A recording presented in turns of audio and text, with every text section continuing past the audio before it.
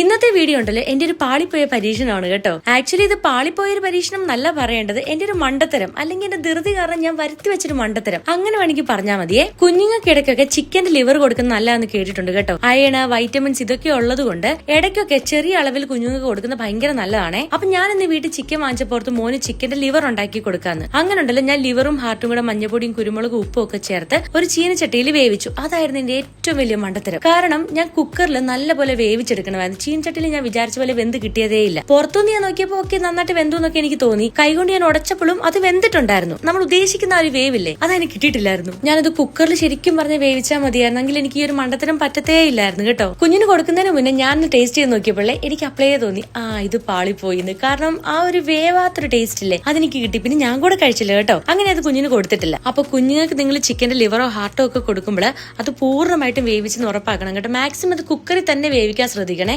അല്ലെങ്കിൽ നമ്മൾ ഉദ്ദേശിക്കുന്ന പോലെ നമുക്ക് വെന്ത് കിട്ടണമെന്നില്ല. അങ്ങനെ ഇതായിരുന്നു എന്റെ ആ പാളിപ്പോയ പരീക്ഷണങ്ങൾ. നല്ല അനുഭവങ്ങൾ മാത്രമല്ലല്ലോ, ഇങ്ങനെ സംഭവിച്ച തെറ്റുകൾ നമ്മൾ ഷെയർ ചെയ്യണ്ടേ. കാരണം വേറെ ആർക്കും ഇങ്ങനെയൊക്കെ വരാതിരിക്കട്ടെ. അപ്പൊ അത്രയുള്ള ഇന്നത്തെ വീഡിയോ. ബൈ.